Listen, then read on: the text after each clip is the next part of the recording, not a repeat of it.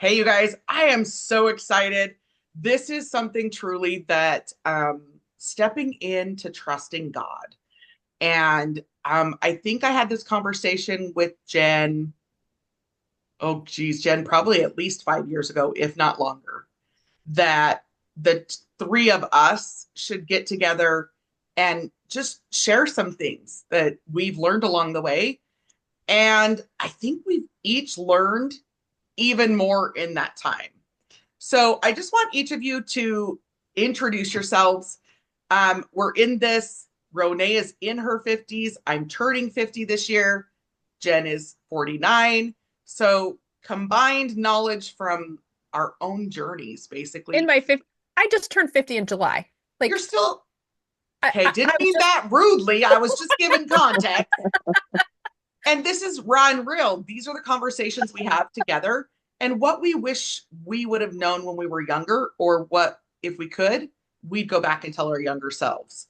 So we hope you find something that is like a golden nugget for you and a takeaway. And if you find value in what we're sharing, that you will share it with others so that we can support each other in a healthy way as women.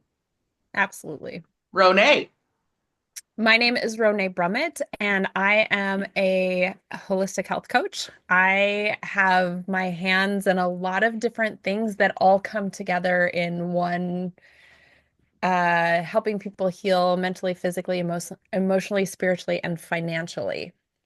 So I use essential oils with doTERRA.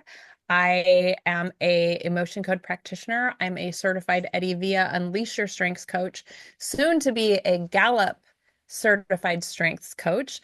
I'm an author. I have three children's books that I've written. Mom's got an oil for that. Dad's got an oil for that. Grandma's got an oil for that, which is coming out soon. It's at the Illustrator right now. And then I've also written a book called Faithfully Unleash Your Strengths. And that is the reason I am becoming a Gallup certified strengths coach so that I can publish it as written versus having to take out all of the Gallup stuff, which is really, really important to have in there. And I am also have a I've been on this amazing new life in Christ journey since last October. And there's a new app that has come out in the last couple weeks called the Brilliant Plus app. So, like I said, lots of different things. Awesome. Okay, I'm Leanne Mason, and I met both of these incredible ladies through, like, I feel like now it's like my past life, if that makes sense. I met Jen at a landmark education seminar while I was working for Two Little Hands Productions, and I met Renee Brummett through the volunteer group with Two Little Hands Productions, and the two of them met on an amazing journey to Ghana, Africa. And that's where I get my lovely sign that's back there from, is one of the trips that they were on for that. I too am a holistic wellness coach. I have a few different certifications and things I've gathered along the way. The thing I absolutely love to do is focus on emotional wellness with both the essential oils and my emotion code, body code, and belief code practice. Also, mindful movement, which is a dance modality, and aroma dance, which is also a dance modality that supports mind, body, and spirit. So, Jen. Very cool. I'm Jen Diaz-Avedo. I used to be a certified mindset mentor. I did not keep up my certification through a company called Thoughts Alive. And I basically did that more so because I just wanted to understand why I was struggling with my own thoughts. I am also an author of a couple of children's books. And most recently, I started a retreat business with two other women that I really admire, because we just felt like today women need a place to recharge. We don't have things like quilting bees anymore where women could just like sit and connect and heal and talk. And this is our modern day version of it. It's called Wild Balance Adventures. We just had a retreat this past weekend where we were kayaking and paddleboarding and hiking to petroglyphs and sitting around a campfire, eating s'mores, all the things that you want to do when you want to just move your body and relax. And so that's my new adventure is just creating spaces for women to connect and heal and breathe.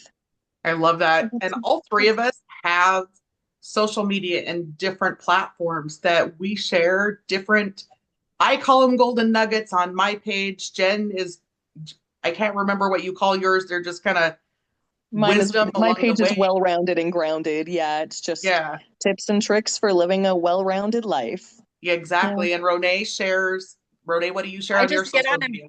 I just get on and babble. I just talk about what's happening in my life and how it's affecting me, and it seems to be working well. So, Right. and when So you the said first, that, Jen, when you said, sorry, this is no, like you're good. happening right now. Jen, we need to create a retreat. I just got a download. Like we're going to create a strengths retreat. So I'm gonna put a pin Awesome. in that for right now, but I just need to Okay. say it live. No, that's perfect. So the first thing I want to ask you guys is what did you think life would look like, or what did you want to be? Or you can answer it both ways, right? When you were younger, what was like, oh yeah, that's what life's gonna look like. Do you want me to So go first? sure. I thought my life was going to look like what my parents' life looked like, right? Like Yep. financially stable, married for 50 years, right? Like happy, easy kids, and that I would just have the picket fence. And it did not work out that way at all. And I did all the things I thought you were supposed to do to get there. Um, and it didn't work out. But that's what I thought I was going to have. That's what I wanted, the little picket fence family. Yeah. Yeah. Renee, I was going to Hollywood. I was going to star in major movies. Like I was going to be on the big screen. That was my path. that's awesome. I And I was I a Oh, I was go gonna say ahead. I was a musical theater major. I did some acting and stuff, and my coaches all said, "Go to Hollywood, you're gonna make it." And my parents like did everything to like hold me back from that, and I'm actually really, really grateful they did because Right, I don't think that path would have been good for me. right. And I too thought I was gonna have a similar life that my parents did. So now I'm gonna have you guys give a little bit of maybe some of your detours and what you might have learned from them. So, um, my first marriage was not what I thought it was going to be from the get-go. Um, from our wedding date, actually, like it was. Um, I want to be slightly delicate, so trigger warning, right? There were some things that were shocking to me. Like the second we were married, he immediately felt like he had the right to touch my body and force me to do certain things. And it was shocking to me. Completely shocking. And within 3 months, he was verbally abusive and then physically abusive and then more so sexually abusive and would rape me and then tell me it was his right because he was my husband. And gratefully, I had a group of friends that knew the signs. And even though I denied them because he told me he would kill me if anyone found out, um, I had friends help me get out safe and truly the grace of God. His car broke down and I was able to not pick him up and get out. So that was where my life took a complete detour. So, Jen, where did yours take a detour?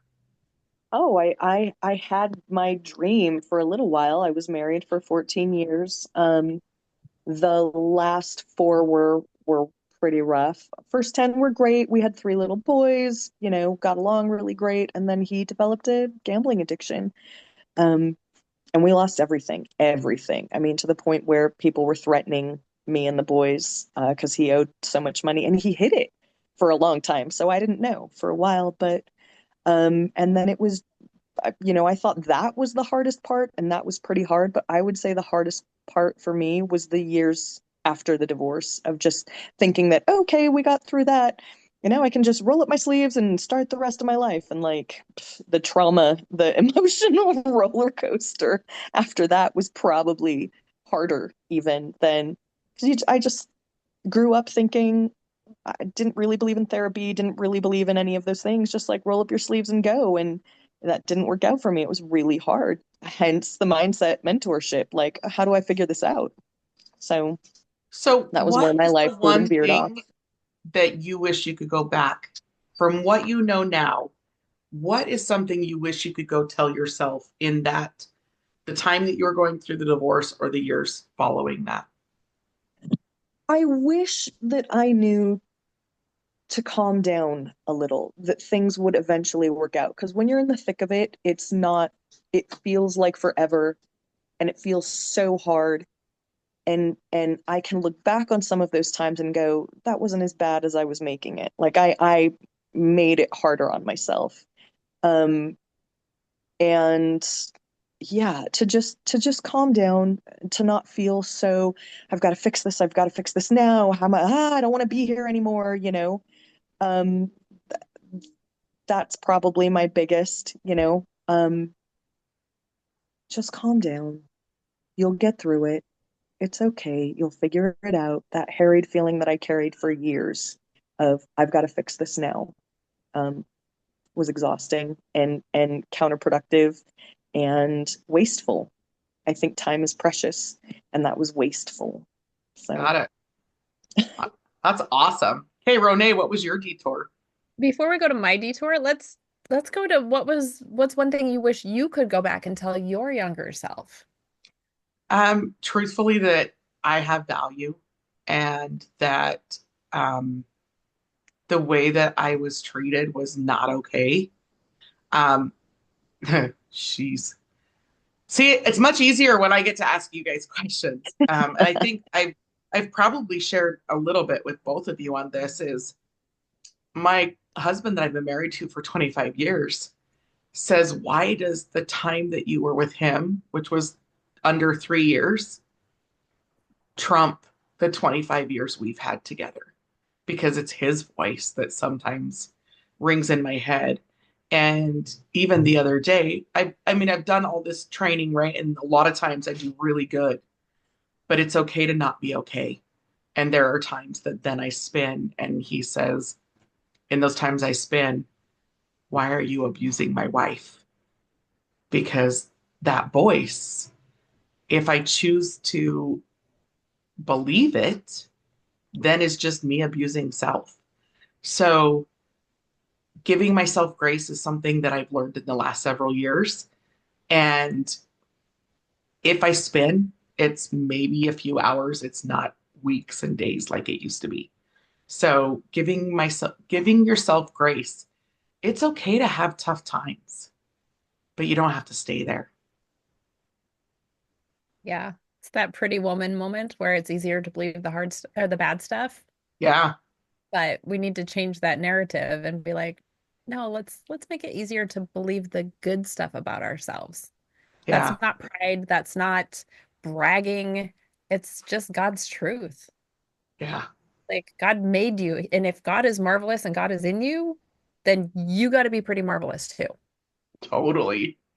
Well, and I think one of the things, and this is, we can go into it a little bit more in a little bit, but the last, I think it's been 3, maybe 4 years since you introduced me to strengths and that whole concept of understanding that there is nobody like you.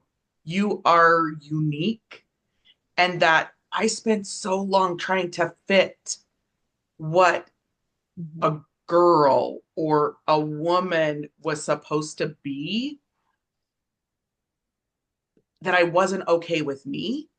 And now I'm like, oh, this is how I'm made. It's okay. Yeah, absolutely. Okay, so what was your So detour or pivotal moment? I was a musical theater major out at college, and I met my husband, and we met and got married 3.5 months later. And then we had a honeymoon baby. Oh, And then detour. every 2 years, 6 days, 2 years, 6 days, 2 years, 4 days after that, we had another kid.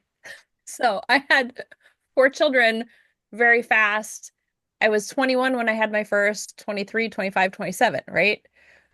major detour because I was still trying to figure out my life, and now I'm in charge of these four little beings. And I wanted to do all the things, like I was homeschooling, and I was, because I had very smart children. My oldest started reading 3 months past his third birthday. And I was like, okay, I got to get on top of this, and trying to manage a medically fragile child who had a autoimmune disorder, and just getting caught up in all of those things, plus being told you got to be the boss babe, right? So I was trying to work this business because doing an at-home business was great because then I didn't have regular hours, so I could do this and still be mom extraordinaire, which I I didn't really plan on having kids, right? And here I have four kids, and I love being their mother, but it's really interesting. I'm watching my daughter now with her kids, and I'm like, she is such a beautiful, amazing mom, so patient, and so like all these things that I wish. So this is what I would go back and tell my younger self is stop trying to do everything for everyone else. And it's okay to just be that stay-at-home mom. Stop listening to the world that tells you you can have it all. You can do all the things because I failed miserably. Like my kids will tell you I was a good mom. Like and like I now can say I was the best mom that I could be. But looking back, I go, oh, I wish I would have had more patience with my children. I wish I would have brought them in the kitchen. So growing up, kitchen time was mom's time. She cooked, she had the TV on. And so that's what I did. It was my quiet time. Like, you guys go do something else. I'm gonna veg out while I'm in the kitchen. And I watched my daughter, and she brings like, gives the 2-year-old a butter knife and is like, here, cut stuff with me. Right. And it's so beautiful. And so now I'm doing that with my grandkids because I'm like, it's such a better way. And my husband and I just celebrated 30 years of being married. So I'm in a totally different situation than both of you with, well, Leanne with your first marriage and Jen with your marriage. But there was a lot of hard stuff that happened, especially around year 18. I didn't know if we were going to make it. And all of that was lack of communication and me trying to be out there. So my stay-at-home job took me away from home more often than it had me staying at home. So Yeah. So that's a great segue into my next question is what advice would you or do you give to your to your children or younger women about relationships and marriage? So Rone, we're going to go with you because you kind of segued into it. So what are some of the things you've taught your kids about relationships from what you learned? get your Clifton Strengths report, your full 34 reports, and get your spouse's full 34 report and sit down with me and go through it, or sit down with an Eddie via Unleash Your Strengths coach. Now, I have to go get the Gallup strength thing, but Eddie took it to the next level. And when you understand what your dominant desires are, when you understand how the top 10, you can go all the way to 15, but understanding that top 10 gives you what those. So for me, I have 3 influencing strengths in my top 5. So according to Gallup, I am a influencer.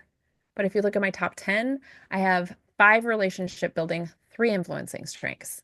So really, I'm a relationship builder influencer, which means that I love to do everything in a way that honors my desire to connect with the right people and move them forward. This is why I love coaching people. This is why I can see where people are stuck and where they're butting heads, but they can't see it. Like, I can see that. I can feel it. Totally. We hired Rone for my entire family because there were things that we were butting heads against. And I'm like, we have the same strengths. Why are we butting heads? But because we're each different domains, we each do those strengths just a little bit differently. I am an executor. I have to do things the right way. And so I was butting heads with my daughter who had the same, not the same order, but the same similar strengths in the top 10. And I'm like, I don't know why we're butting heads so bad. And she was butting heads with my husband as well, but it helped so we can all see, oh, it's because we all think the other person's doing it wrong. And so even if you have your strengths, if you haven't worked with a strengths coach or an unleash your strengths coach, huge difference in understanding how strengths complement each other and how they butt heads, if that makes sense. And Ronay, that was one of the things she did for my daughter and her husband as a gift to them for their wedding was she worked with them before they got married and said, here's where you're going to complement each other and here's where you're going to butt heads. And they are doing beautifully together because they had that context ahead of time. And having the right words or common words to share.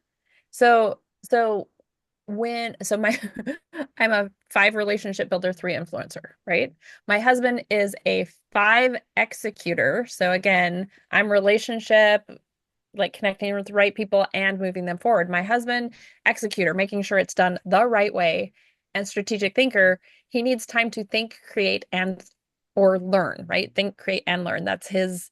So he is slow. He needs to plan it out. And I'm like, ready, fire, aim, right? And so for years, I was talking to him the wrong way. I was trying to push my agenda. I was trying to do all these things. And he has harmony high, so he let it happen, but he was building up resentment, right? But when you have those common words and like I'll bring something up and he can go, are you saying we need to do this right now? Or do I have the time? And or if I present something, I can go, I'm going to present something. I don't need to know the answer right away. Or if I do need to know the answer right away, I let him know that as well. And by having that, knowing each other's style, oh, the last 5 years of our marriage has been the best 5 years. It's been awesome. Yeah, that's awesome. Jen, what is your relationship advice? So I have one son that's married, and the other two are still like in the dating. I mean, my youngest is 19. He's not getting married anytime soon. Fingers crossed. But but before my oldest son and daughter-in-law got married, they came to me and they were like, "What advice? What would you, having been through some of the things that I've been through?" And my advice was, and this is common advice, but it's really easy to lose in the thick of having kids and stuff. I was like, you have to put the two of you before anything else. You have to, Yep. before the kids, before anything, because, and you guys know when you've got kids, it's too easy to just put the kids first because well, they've got to eat right now. They have to have their diaper changed. They have to, it's so easy to just put the two of you on the back burner. But I think you have to make it a priority. You have to, and communication it's hard if you don't, and you do build up resentments if you're not like, no, this Wednesday, you and me, we're going out, we're talking, it's our time. That's, and I felt like I was really good at that in I was going to say in my first marriage, in my only marriage. I feel like I was really good at that at the beginning of my marriage, but then it's so easy to just lose that. And with those little kid years, it's hard. And so that would be my advice is like make that your priority. And you got to talk, period. That Even is when the it's not advice fun. that I give is you have to keep dating. You have to keep the lines of communication open and you have to keep asking the hard questions in some cases. Like um, from the things I've learned in the education I'm getting, I'm studying marriage and family, from working with clients with emotion code, body code, and belief code, is you have to ask the hard questions of what are you not saying? If this Mhm. is what you're saying, what is the stuff you're not saying that we really need to talk about? because the resentment thing, right?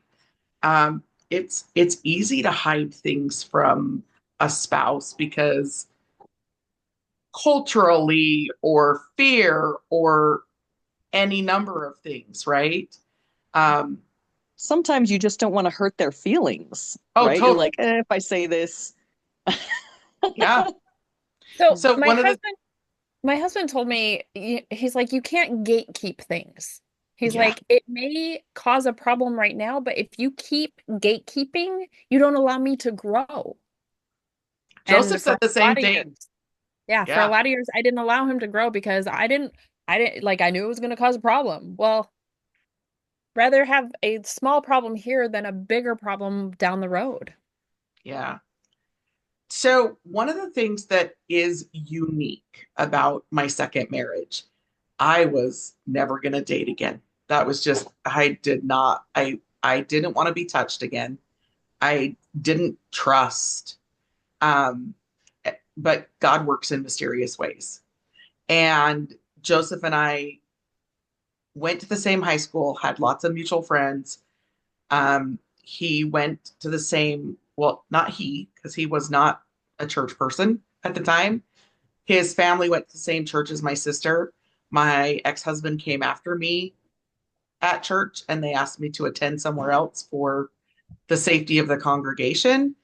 And so I started going to church with my sister. Um, and then somebody in the church said, church, well, abuse doesn't happen in because we have the church. Oh, no, no, that's not how it works. And because up until that point, I hadn't told people why I was that, I didn't share anything like that. And then I shared, and his sister was like, "Oh, I want to get to know you." So I started making a quilt with her and her mom because I needed something to do. So when you said people don't get together and quilt, it's because and Rone is a quilter. I love you, Rone, and I have quilted with Rone once because oh my gosh, it's a lot of I've work. seen her quilting machine. And I'm grateful for the quilts that Rone has blessed my family with, but that's just not my thing. And so I was spending time at their house. Well, one night she got stuck at work, and Joseph's like, "You don't want to sit up here with my mom and dad. Come down in the basement with us." And it was him and two of his brothers. One brother that I butted heads with all through high school, and one brother that I ran track and field with in high school. So Malcolm and I had a really fun relationship already because he's a touchy feely guy that would likes to sit and poke people, both like physically poke them and mental jabs at them just for fun, right? So that's how I got to know Joseph. And then we started playing volleyball together on a co-ed team with his family and my family and several others. And one day my brother-in-law said he should come with to my mom's birthday dinner. And he said yes. And it just transpired from there. And then one day he said, I can see myself married to you. And I went, oh, yeah, that's not going to happen because I have all this baggage. And one of which is, I don't think I can be touched again.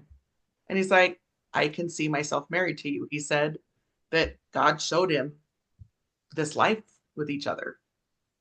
And at that point, we decided that we wouldn't keep stuff from each other. We'd lay it all out on the table. And and that's how our relationship has been is it might not be pretty, but this is what's happening. Even there was difficult times. Again, trigger warning. I became suicidal and I was keeping that in, but he could tell something was going on. And that's where the asking the hard questions comes into play, right? What are you not telling? And it was the voices were telling me that he would be better off without me and that everyone would be better off without me. And I was actively planning my own death.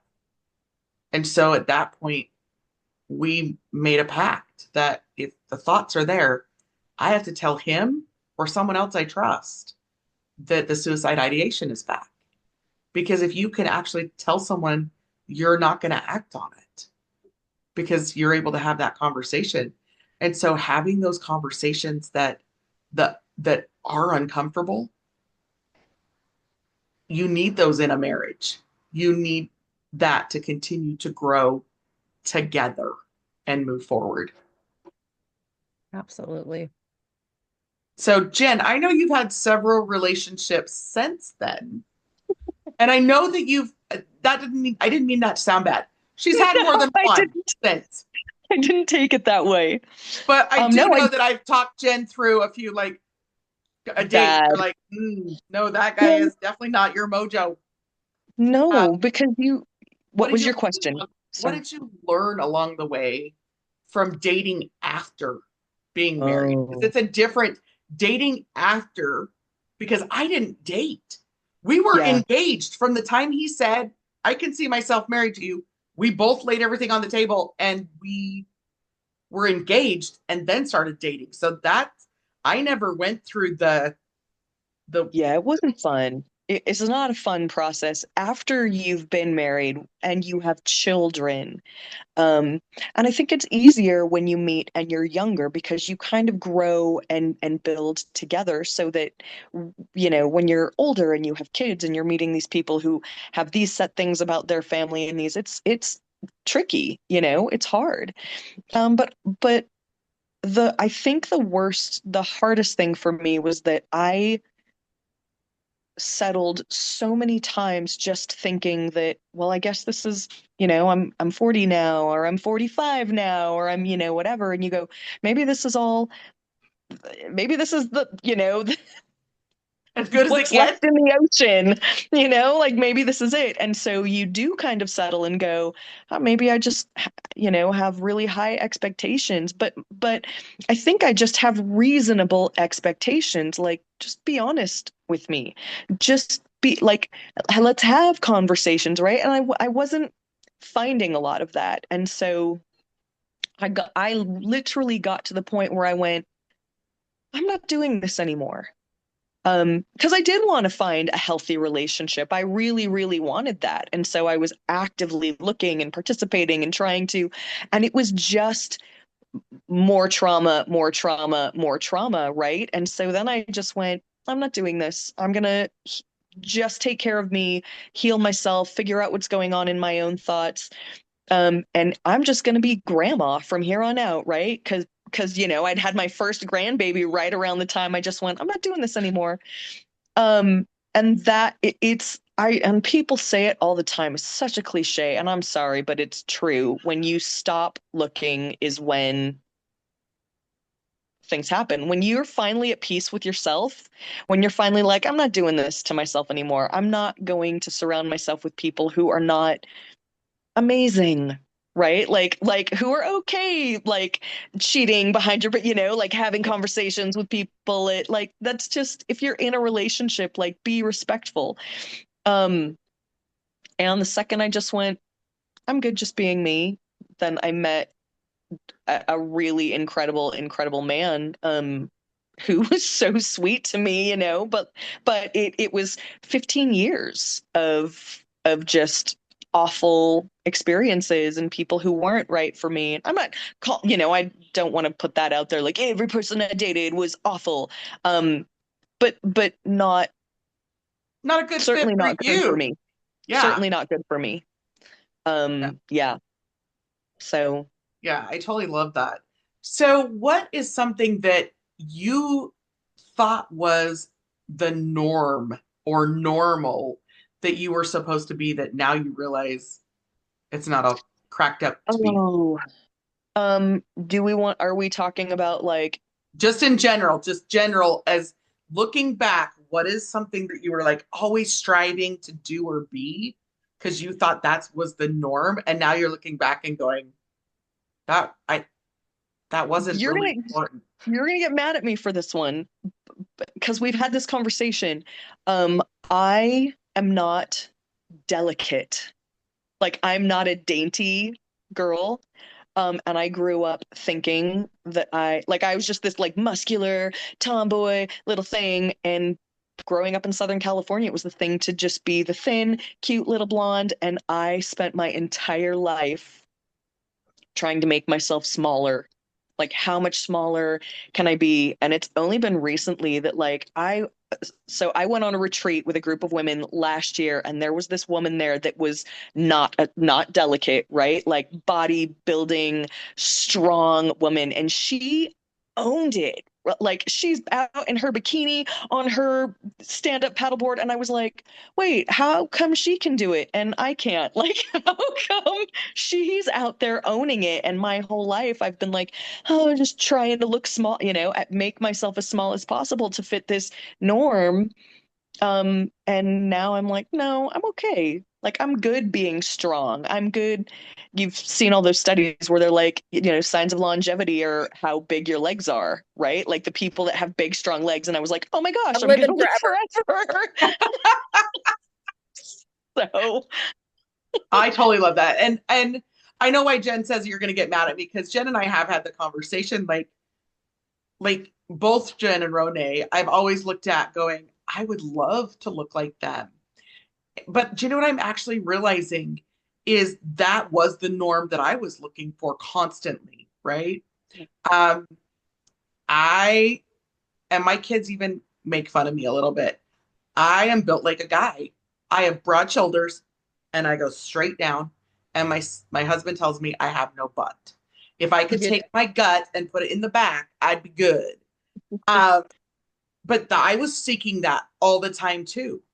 I was seeking to be the normal size. Why can't I have the weight on my hips instead of my stomach? But I also have learned that my body is the weight that I have is a protection. When my ex-husband told me that if I didn't lose weight, he was going to leave me, guess what I did?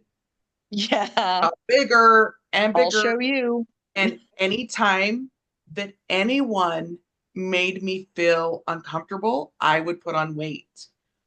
And I realized that I was seeking something I would never have. I am never going to have an hourglass figure. No matter what I did, it wasn't going to happen. And I reached my goal weight when I was running half marathons, and then I blew out my knees. So, that messes with you too. So, our bodies, just like our personalities, are each unique. And it's about loving our body. And my body has done some amazing things. And I'm still using weight as a shield for some of the traumas that I've been through. And I'm working through it. And it's okay to be exactly where I am. And so, but yeah, throughout the years, like, I think I've had the conversation with both of you as you're both going, I put on weight. And I'm like, where?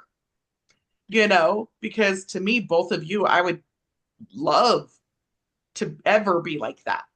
Because Because we they carry have, our weight in our junk in our trunk. Yeah, which in that's my right. brain was what the ideal was, right? So for me, I was a gymnast and then I was a bodybuilder. And my dad would jokingly come up and he'd pinch my side, which was just all skin going, getting a little chunky there, right? And he wasn't trying to add to this. My mom had an eating disorder. I ended up having an eating disorder because I had to keep my body a certain size because otherwise nobody would like me, right? I was also one of those really loud people, and I kept Yeah. getting told, like, don't shine You're so too bright. much. You're too You're too much. much. You're too much. Yeah, exactly. Yep. Like, I have been too much for other people my whole life until I realized, you know what? I have woo, number one, which is winning others over. Like, I'm going to be that loud person. I walk in the room, my husband would like to be Mr. Cellophane. He doesn't want people to see him. And I walk in the room and I'm like, the fun has arrived, like, and Mhm. he's like, how did we get together? Oh, Joseph says the same thing because he's like, but I'm okay being Mr. Leanne Mason, Yeah. because I have woo high as well. But I What think I that's would, why the three of us get along so well too, is like we're I'm out sure Jen to has pulled by. we're out to change the world in our own way. Yeah. And I think the one thing that draws me to both of you truthfully is the fact that you are unapologetic about who you are. At least that's how you've been with me. Now. No, So even when we met. So when I've we been pretty met, loud about who I am most of my life, but because Ronay, you were but I like, hid the trauma. yeah, I think we all hid the trauma yes, because yes. we've, I mean, I know that I've talked to both of you. I don't know if the two of you have talked about your traumas together or not, but we've shared a lot and there's similarities and there's differences, right? But it's always been a comfortable relationship. Like we're not in competition, which unfortunately many relationships with other females have always been about competition. And I think that's something I always want to teach women. It is not a competition. The more we build each other up and support each other, the healthier we all are. When we are competing against each other and trying to one up each other and all those things, the more we break our spirits and our mental health. Yeah. I want to share a little bit about how Jen and I met. Yes. Jen and I met on an amazing trip with Two Little Hands. It wasn't even Two Little Hands, it was actually Signs of Hope International, which is a nonprofit working with deaf children in Ghana, Africa. And so the first time we meet, we are in Ghana, Mhm. and Jen and I shared a room. And so, yeah, like we shared things with each other. You're kind of thrown in together.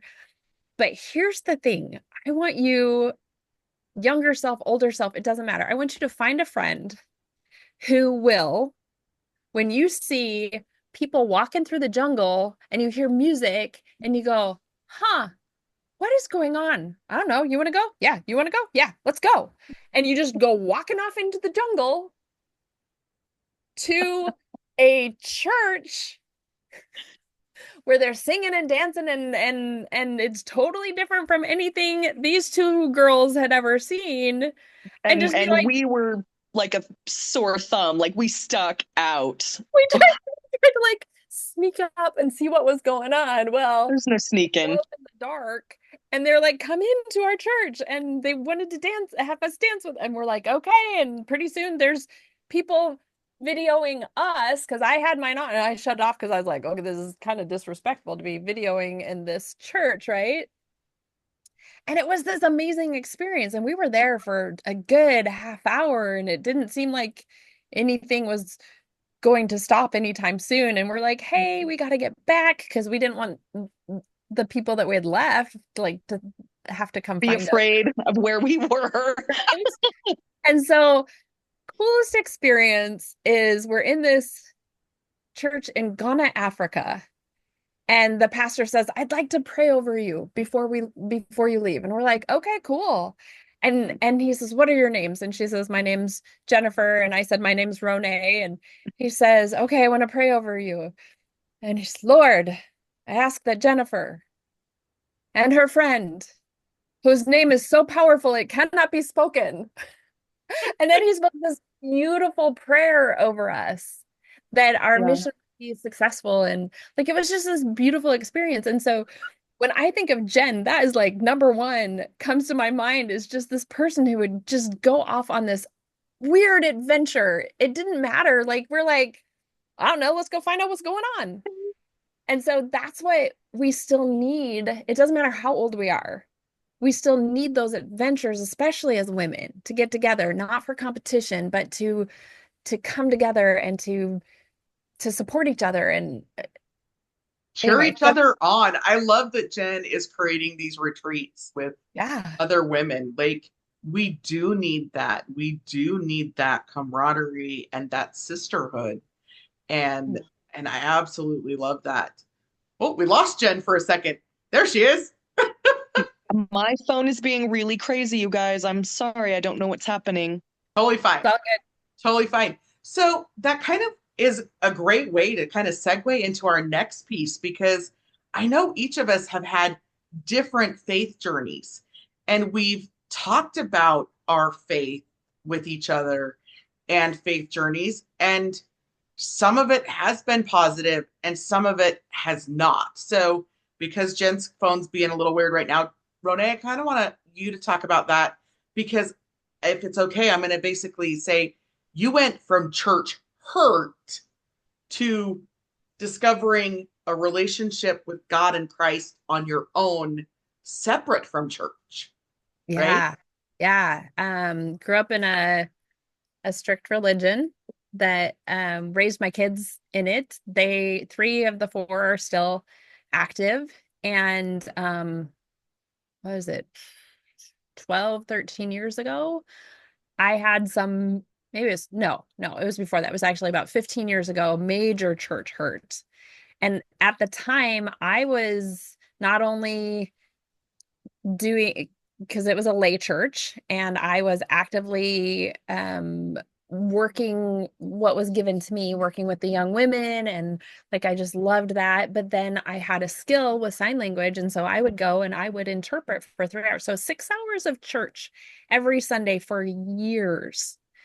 And I had some things happen, and I was edging my way out because I was just so frustrated by some stuff. I had to sign, I had to physically have on my body where this person was complaining that they didn't have interpretation because I was traveling. I was and so then I internalized that. I have empathy number two. Like I felt that. And when I went to go talk to leadership, I was told repeatedly, you have to do it in this order. You have to follow this. You have to mm, follow what the men tell you to be doing, essentially, is what I was told. And I'm trying to be real delicate because, you know, and when I went to talk to this church leader, finally, when I just had had enough and I was angry, I had just signed something that was just so hurtful.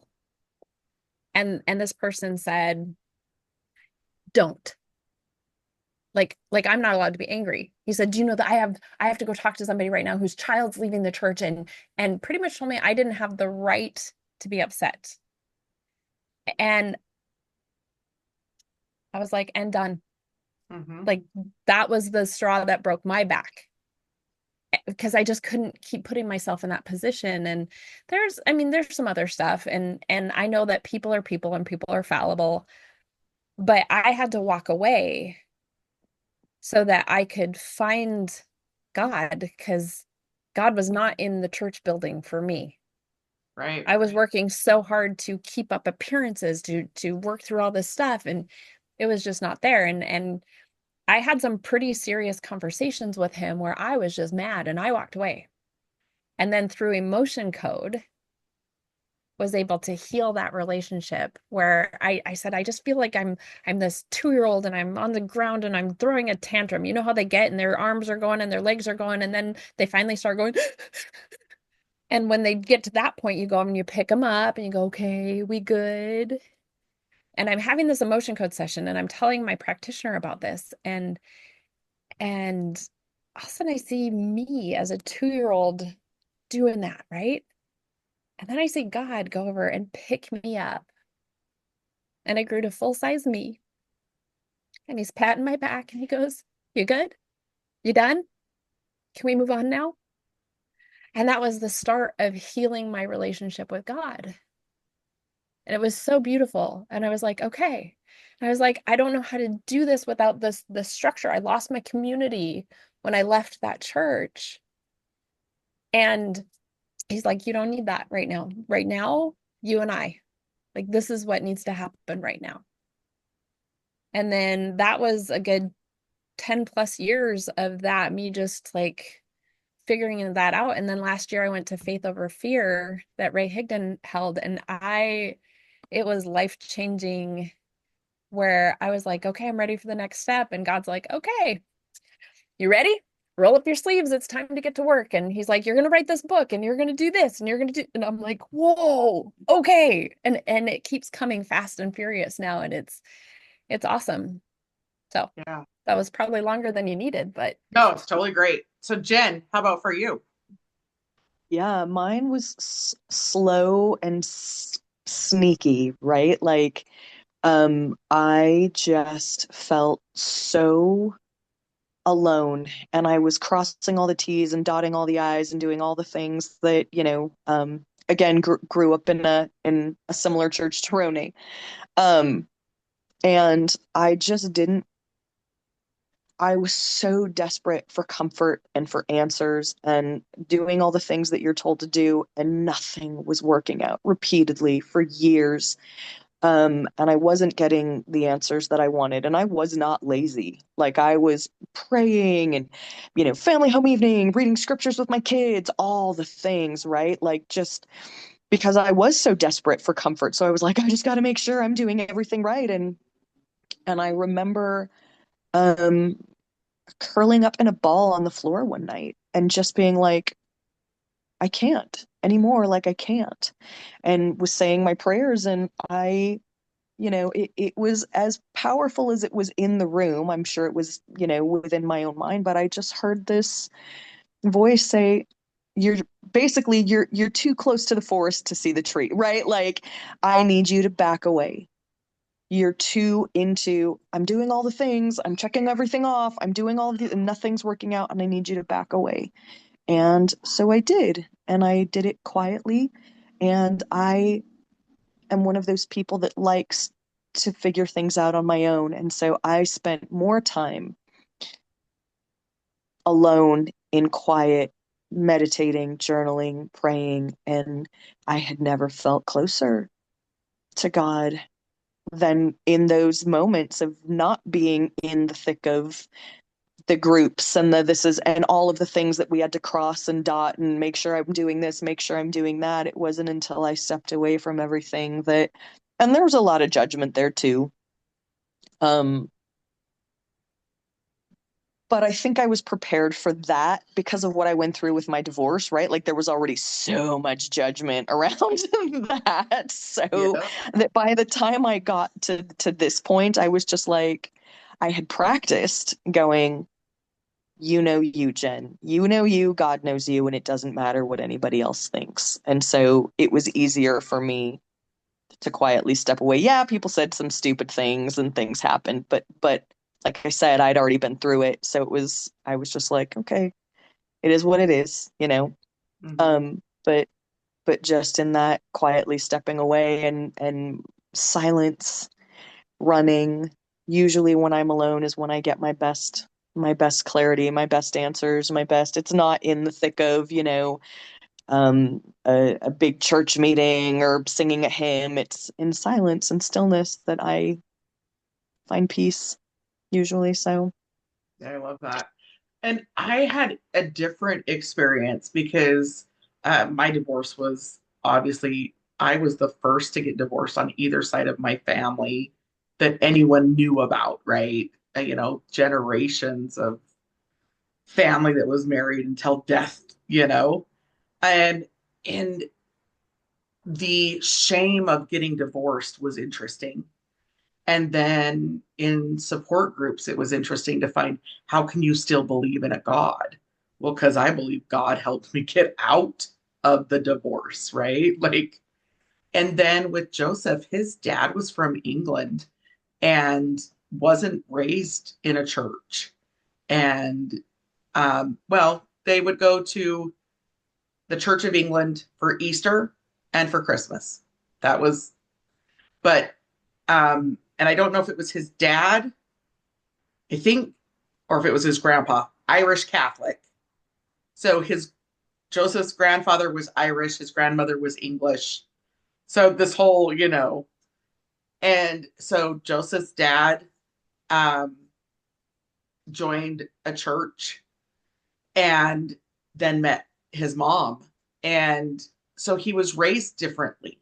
So Joseph had different ideas and different things, even though we belonged to the same church. He wasn't raised the same as I was. And so as we got married and we talked about things, that's where my faith journey actually was like, huh, and considered things differently and learned things differently along the way.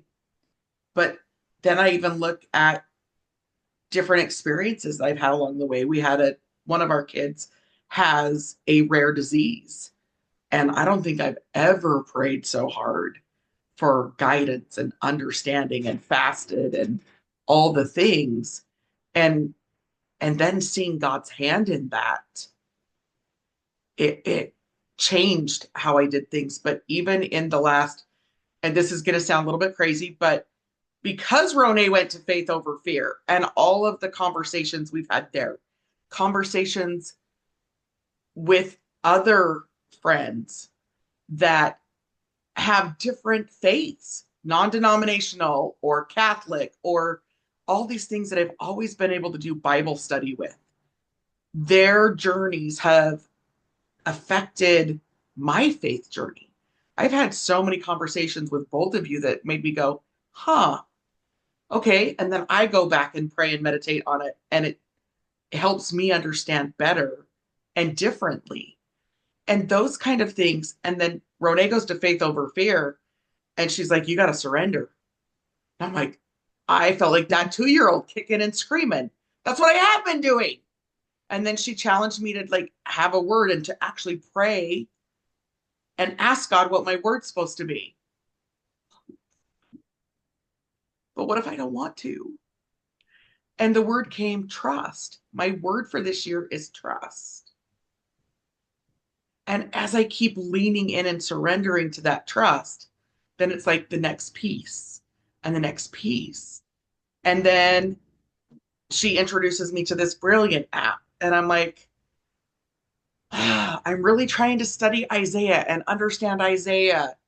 And I'm doing this other study with my family. And I don't want to add one more thing. And yet, listening to that when I'm cleaning or things like that has totally up-leveled my relationship with my Savior and had me thinking differently. Like Graham Cook, if you guys have not heard of him, it does the most of the ministering in this app. And he is, well, one, he has a really great accent, you guys. Just, it really is great. And two, he's hilarious. And so some things that I was like, oh, if I could have had this knowledge when I was going through some of my trials, what would it be like? And then we discussed that as a family. Yahoo! And yeah, he's like, Yahoo! Upgrade! When a trial Trial! comes in, you should say Woohoo! Yahoo! Yeah, upgrade. So as talking as a family, we were talking about that. I'm like, I learned this and I wish I could go back and change this, this, this, and this. And my son, who's 16, said, Mom, it's like the butterfly effect. You don't know where you'd be if you hadn't have gone through those things. And I was like, oh. So that made me, and I had already scheduled this, right? Already scheduled this. And then and as we're talking, I'm like, they're like, what do you guys want to, what do you want to talk about? What's the format? And I'm like, I want to do what we normally do when we get together. We just kind of share, right?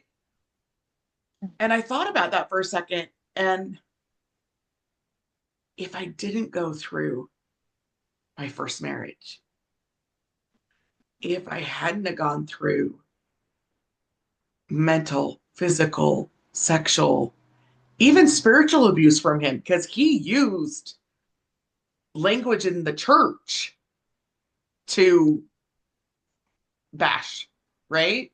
Mm-hmm. Until I was able to do the same thing, reading a scripture about unrighteous dominion. And it was like, oh, wait, what he's doing is wrong. It's okay to leave, you know? So I wouldn't have, even though empathy is high for me, my empathy wouldn't be on the same level because I wouldn't have had that experience. And I tell everybody that I work with, because anyone who is trying to get out, I offer free services to. And many are like, would you change it? No, because even though I can't even fathom what you've been through, I know the hell that I lived through. I know the embarrassment. I know the fear. And I truthfully lived in fear of my ex-husband until the day I found out he was dead. And it was like I could finally breathe because I didn't have to worry about my daughter who looks like me if he found her. I didn't have to worry about running into him because he still lived in the same state that I lived in. I ran into his family multiple times. I can't even imagine sometimes, like as I talk to Jen, I my own anger for some of the stuff that, you know, she raised her boys by herself without support. And that's its own form of abuse, right? Is and it so but I have that, ooh, my heart hurts because I didn't go through it, but I went through my own. So I wouldn't change that. It it it makes it be that I'm the type of mother that I am, that I taught my kids that they didn't have to fit in. They got to be them. It helps you to coach or to raise them from your scars, not your wounds. Oh, yeah. I never thought of it that way. So that's how you're able to help others from your scars. And what's cool is Jesus has helped heal up those wounds. We've talked about Oh, this. yeah.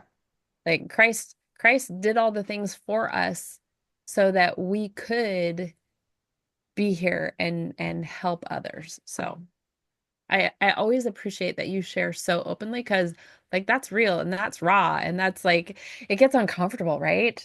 When people start talking about suicide ideation or rape or any of these things, but like that's your life. And others of us have had like I had some abuse growing up from my brother's best friend. I had suicide ideation after a car accident where I was in so much pain that I didn't want my life to continue. Our scars are different, but it's how we are able to help others because yeah, like there's no comparison. We don't want to compare because comparison is just the thief of joy. We know that. Because if we want to compare, Jesus has all the scars. He has all the things, right? So we don't need to do that. What we need to do is, like you were saying, come together, buoy each other up, cheer each other on. And so often we can do that from our wounds.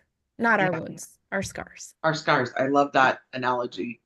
So I also like, I want, and this I maybe should have prepped you for because, but it, it was something I thought about. And then I was like, oh, I don't know. What is one thing, and I will definitely start because it's me putting it out there. What is one thing you've learned from the others in that are sharing that was like an aha moment for you, if that makes sense? So, one of the things that I absolutely loved about Jen is we were in this self, like one of my first like memories is her smile. Like Jen's smile is always like this bubbly, like, hey, let's have a party, right? And we happened to be partners and we were sharing something like hard in the moment, right? And then Jen made fun of herself in it. And it was like, hee. And it was this little laugh. And I'm like, I want to find that, like, instead of it being hurtful, even sharing, that I can share it from power and joy and triumph rather than like it was hard for her, but the takeaway I got from it was she wasn't going to let it define her. It was the takeaway. And Jen, I don't even know if I've ever shared that with you. No, Like no, thank it was you. such an aha for me that you were going through some hard things. But it was like that's and I don't remember if you actually said it or if that's just what it stuck. That's not who I am. Is kind of Mm. the takeaway I got from it is, and I just that's my one takeaway that I think and then I always every time Jen and I talk, I'm like, oh, that's so good. Or when I watch her, I always forget what it is because I'm like, it's just Jen. Her well-rounded and grounded. Is that what it is? Yes. Like I watch those and I'm like, oh my gosh, she's just bubbly and fun. And I like her last one, I'm like, I need to go make that soup. Like you share, I'm a foodie too. I share recipes, but I have never been able to do it like Jen. Jen makes it look simple and easy. And every time I make a recording, I bumble something and then I'm like, I can't post that. It looks ridiculous. But Jen always makes it look fun and cute. And she just is unapologetic about being her, which I absolutely, absolutely love. While we're talking, can I just jump in on this? And I'll Yeah. just share my part about Jen. Jen is fearless. Oh, hell yeah. When we were in Ghana, she would just walk up to, like,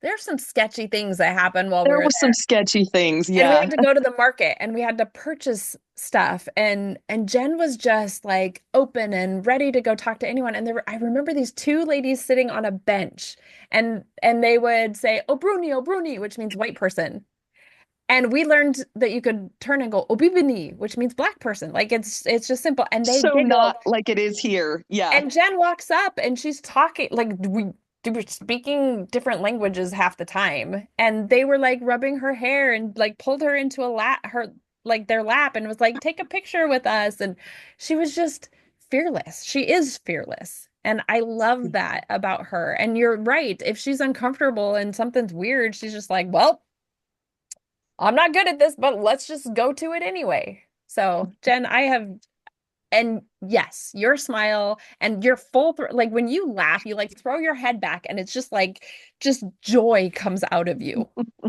Yes. Look at you like So I taking needed it to back. hear this today. Thank you Oh, so much. I adore you. So Yes. Ditto. One of my coping mechanisms, how I manage things, is with laughter. It's the only way I'll share this super quickly. My son and I had broken down in Mesquite, Nevada. This is one of my favorite stories. It's 115 degrees. I'm hiking with my dog and him and all of our luggage, and we're trying to find a hotel. And it's Mesquite, right? It's a tiny town. It's a Sunday. Nothing's open. We get into the hotel room. It has been a fiasco. And I'm just standing in the room, kind of going over the thoughts of like what just happened in my head. And my youngest son looks at me and goes, "Sometimes you scare me, Mom." And my heart hurt. I was like, what did I do? And he goes, "Well, sometimes you'll just be staring off in the distance and you'll just start laughing." And I was like, "Did I do that just now?" And he's like, "Yeah, you did." And I was like, "I mean, so that's sometimes it's all you can do." It's just, I was like, we broke down and what? Like what? And I just started laughing. And it's a coping mechanism for me.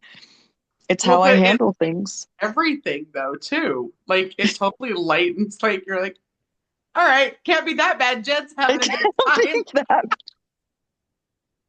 right? Or I know I'll laugh about it at some point. It might not be right now, but at some point, Right. yeah. Yeah. So my biggest takeaway from Rone is she can get me to do anything. And I might start kicking and screaming, but I'm gonna end up in actually enjoying it. And and this kind of goes full circle a little bit because um Rone bought me a ticket to do a Roma dance. And I was like, I am an athlete. I am not a dancer. Now I used to clog. Clogging's different, right? That's totally different to me. Um, but I went kicking and screaming. And the thing with aroma dance is you actually have to sign an agreement that says you're going to be not judgmental of self and others. I signed the agreement. I didn't necessarily agree with the agreement. And so I freaky. did I want to call it the junior high sidestep back and forth for the The first, Deacon Shuffle. yeah, the first several songs. And then I looked around the room and realized, guess what? Nobody was looking at me. They were being fully self expressed and they were like, let's go. Right. So I love that. She can get me do anything. And if you look at my certifications, yeah, Rone has said, hey, have you considered? And then So true. guided, hey, have you considered? And then she'll be like, hey, I need you to do. Okay. So now I just know Rone and I are partners in lots of things because for some reason, Rone can get me to do anything. And so Joseph's really hoping that she never asked me to do something dangerous because I would never do it on my own, but I might do it with Rone. Yeah.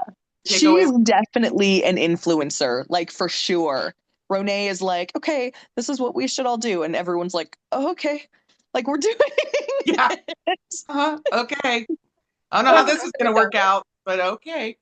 But we have had the greatest adventures together as well. And I consider both of you like truly my best friends. Like we Mm. can, well, Rone and I talk daily. Can't I really truly, if we don't talk in a week, it's because something's really wrong or one of us is out of service. Sorry, that can be taken many ways. She We're just said gonna that leave that earlier there. today. She's like, yeah, I'm just out of service today. I was like, That's an you cannot interesting be way of out putting of, that. out of Yeah. service today. Hormones are real, guys. I'm gonna say perimenopause is Yeah. real. The brain fog is real. So what am I gonna tell you? Guess what, women? Embrace whatever phase you are in. Don't wish it away. Um, I spent a lot of times going, oh, I can't wait until, and I can't wait until. And You now can't wait. Do it now. Enjoy life now. my kids, I have two adult daughters, and my 16-year-old son is way taller than me. And I go, ah, oh, did I do enough? Did I teach them enough? Um, we just lost one of my son's hockey teammates, and my son pushed me away, and my mommy heart just hurt. Like, did I not give him enough skills to cope or to deal or to manage? And then I realized I did, but his strengths, or he was doing them in his strengths, and I was, you know, and so enjoy your kids where they are. I was a hands-on mom, like, and people always thought I was crazy because my kids wanted to cook. Sure, it's gonna make a mess, and or um, I got quite a bit. Like we'd go to the grocery store, and my kids would be asking for fish, or they'd be asking for different things, and they're like, "How do you get your kids to eat that?" I don't make them a second option. I never fed my kids a separate meal. They ate what we were eating. When they wanted to learn how to do something, I taught them. They wanted to vacuum, great, vacuum. It wasn't always done right. Okay, great, do it. But so now we have like everybody can do everything in our house. We don't have gender roles in our home. We all cook, we all clean, we all. Now, I'm going to give you a caveat. When my husband and I got married, we did have a few negotiations that took place. He said, I really do not enjoy doing dishes. And I said, great, I don't enjoy doing toilets. So if you do the toilets, I'll do the dishes. And then when we had kids, our kids also clean toilets and do dishes so that the two of us get breaks too, right?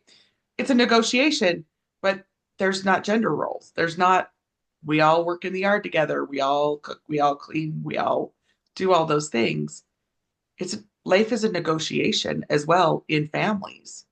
And so learning to have the negotiations and the discussions are important.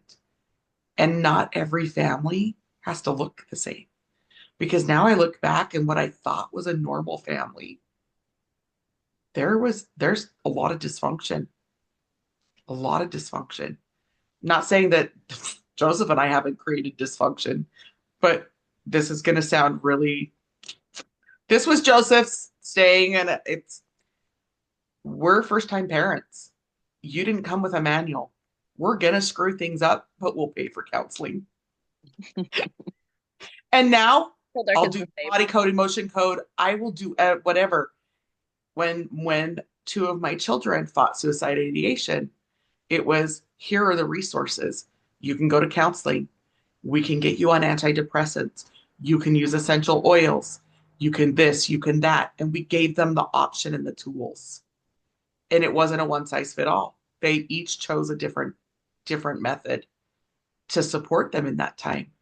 And so don't think you have to do it the way everyone else is doing it. And I am consistency high, which means I want to treat everyone consistent and fair. And I struggled with that until Rone helped me understand it, because I struggled because each of my kids needed me to be a different parent for them because they're each different. And that really, my consistency wanted to be the same with every child. And when I realized, and my girls tell me this all the time, Landmark was my first step in that. So I had Sam after I had done Landmark. And Landmark was my very, very, very first self discovery, self help seminar, right? And so my girls were like, you parented Sam different, because Sam's also 4.5 years younger than Megan, 7.5 years younger than Sarah. And so they were able to articulate, that's not how you did it with us. You're right, it's not. When you know better, you do better. And that's one of the greatest things I can tell you. Give yourself grace. When you know better, you do better. Absolutely. So, things I love about you, Leanne, is that when I bring up these crazy things, which they're not crazy, they're really good, you're like, okay, like you do trust me. And I'm like, I'm so incredibly grateful for that because perfect example. I start reading Emotion Code, the book, The Emotion Code, and I'm partway into it, and I hear Leanne needs to do this. Not I need to do this, not I need to become a practitioner, because I didn't become a practitioner until a couple years after you did. But I called you and I said, hey, you need to read this book and you need to become a practitioner. And you're like, you're the third person that's told me about this book. I guess I should look into it. And you did. And you jumped in with both feet. And you were like, okay, like I'm all in. And that's the thing is when you choose in, you are all in. Yeah. And you make sure that you're doing it the right way for you, Yeah. which so often you think is the right way for other people, but it's the right way for you. Yeah. I love, I love that about you. Thank you. Can I say a quick thing about Leanne? Is that all right? Absolutely. Yeah, no, So that's why one of it's the your turn. things, okay, one of the things that I love about Leanne, and I'm going to tell a personal story, and I won't give all the details, but how in tune you are, like how you just listen to the spirit, God, whatever you want to call it, the universe, God. But like I had a day where I was really struggling. This was a few years back, and I was just depressed, and I was saying a prayer and was like, I just need someone to talk to, like ready to drive off a cliff, right? Like let's Thelma and Louise this thing. I'm done. And literally, I'm saying the prayer, and my phone goes bing, and it's Leanne, and she's like, "Hey, what's up?" And I was like, honestly, I'm ready to drive off a cliff. And she was like, I had a feeling you needed to talk to, like, she just like heard it. She knew. I was like, I need to talk to someone right now. And she knew it and called me right then. And so, super grateful to you for just staying in that space, for being receptive, for hearing other people's prayers. Thank you. Absolutely. I the people that helped me get out of my abuse, I felt like they did that for me. So that has always been part of my daily prayer meditation, is help me know who and where you need me to serve today. And sometimes I really get that because sometimes you get that adversary on your shoulder, right? That's like, no, you're crazy, it's not you. Or prime example, this weekend, I had the feeling to text an acquaintance. Like, it's an acquaintance. And I'm like, she's going to think I'm cray cray. And I heard it 3 times. And I'm like, nope, act on it. I know totally with the two of you and a few other people that I'm friends with, the second I get that, hey, reach out, that's a definite. But people that I don't have that close of a relationship with, the adversary is really good at trying to stop me as well. And so, um, but yeah, that is definitely one of those things that I recognize as one of my spiritual gifts, but I had to learn to step into it, because to start with, I'm going to share a little experience with my very first time of really stepping into it and realizing, huh, this isn't just me.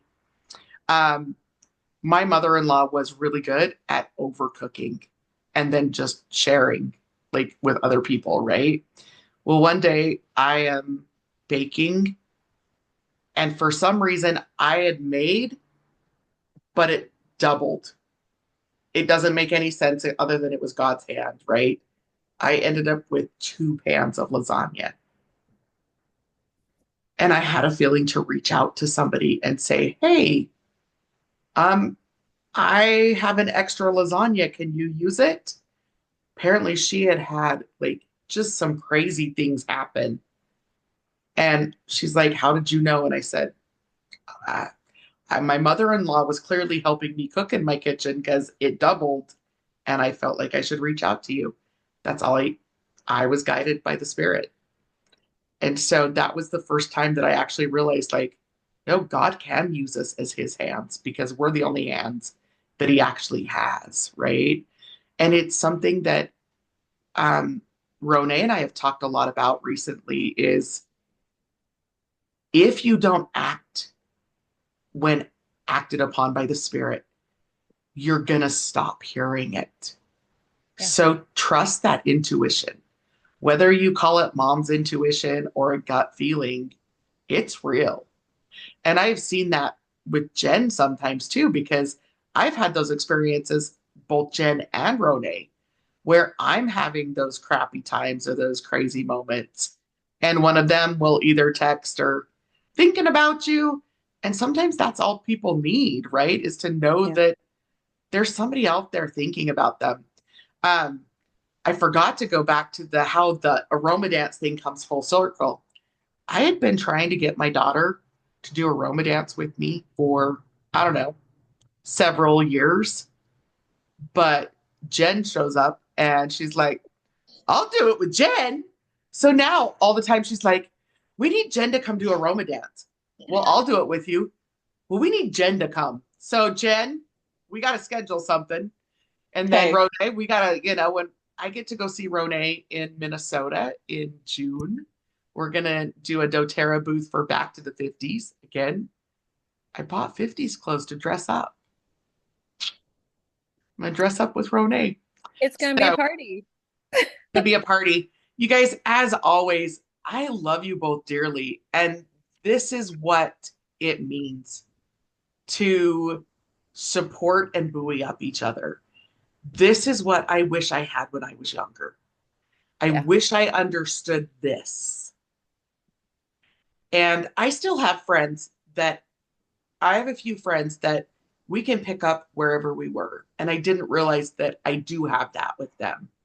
My friend Kim, who probably saw me in some of my ugliest times, right? I love her dearly, but we can not talk for a little bit and then we just pick up right where we left off. She's in Washington now. So shout out to Kim. Um, but as we learn and grow and we support each other, we become better and our children become better. Because I look at both of your guys, your children, and you have created some amazing human beings, right? So have And you. yeah, it's awesome. And my kids love both of these women. They like consider them like second moms. And having that too, knowing that your kids have other people that they can rely on if you're not there is super important too. So I'm gonna do one last we will post in the comments or in the description um, how you can get a hold of us to work with us individually, get a hold of Jen for her retreats, because we are about empowering everyone. And I know we talked a lot about women. I have lots of male clients. I know Rone has male clients. Jen, do you do anything with the men? That sounds really weird, but you know what I'm I asking. mean, when I was a mindset mentor, it didn't matter. But if someone wanted to put together like a guy's retreat, I would be all about it, or a couple's retreat, or yeah, That's what I need to talk to absolutely. you about. A strengths and marriage retreat. Yeah. Okay. So, it's gonna be Game awesome. on. So if you want to work with us, reach out. We'll make sure our contact information is there. Again, if you get value in this, share it. Share tidbits with others. Find your tribe because sometimes, you got to have a tribe. So, greatest takeaway that you would share, it, you know, I don't know. It can be anywhere because we've talked faith, we've talked family, we've talked life. You know, what is your greatest in the moment? What's your golden nugget? My golden nugget.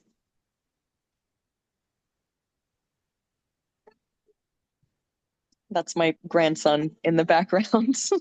That's awesome. Um, my golden nugget would be it's never as bad as you think it is. Um, get outside, get some sunshine, breathe deep.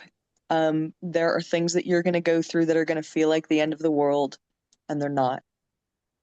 You're And going to keep waking up, and it's going to be okay. totally. That one's stellar. Good job.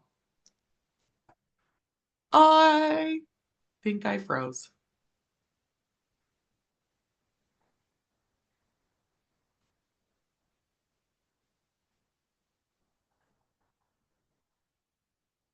Who you are at your core. And when you know who you are at your core, it you can have joy and results, and it works, but only 100% of the time. I absolutely love that. Absolutely. What about you? And my greatest takeaway right now is it's okay to not be okay. And it's okay to own when you're not okay. And be true to you. Stop worrying about what everybody else is thinking. One of the greatest things that I have learned is that usually we're so worried about what everybody else is thinking, and they're also worried about what everybody else is thinking. So stop overthinking it and just be present, be in the moment, and it's okay. Wherever you are in this journey of life is okay. Amen. So, Absolutely. you guys, I could talk to you for hours clearly. And this, again, like I told you, I think that the world just needs to hear some of the messages from the three of us. And so we'll see how our response is. If people want more of this, then we'll More of we'll this. we'll come and do this again because again, great information. I always learn something new from each of you and I love you dearly. So thanks for joining our little TED talk. That's all of a sudden like I feel like what I wish I would have known. Lessons from life's messy, beautiful journey. Because that truly has been what it is. There's mess and there's beauty and there's more to come. So love you guys. Thanks for joining us.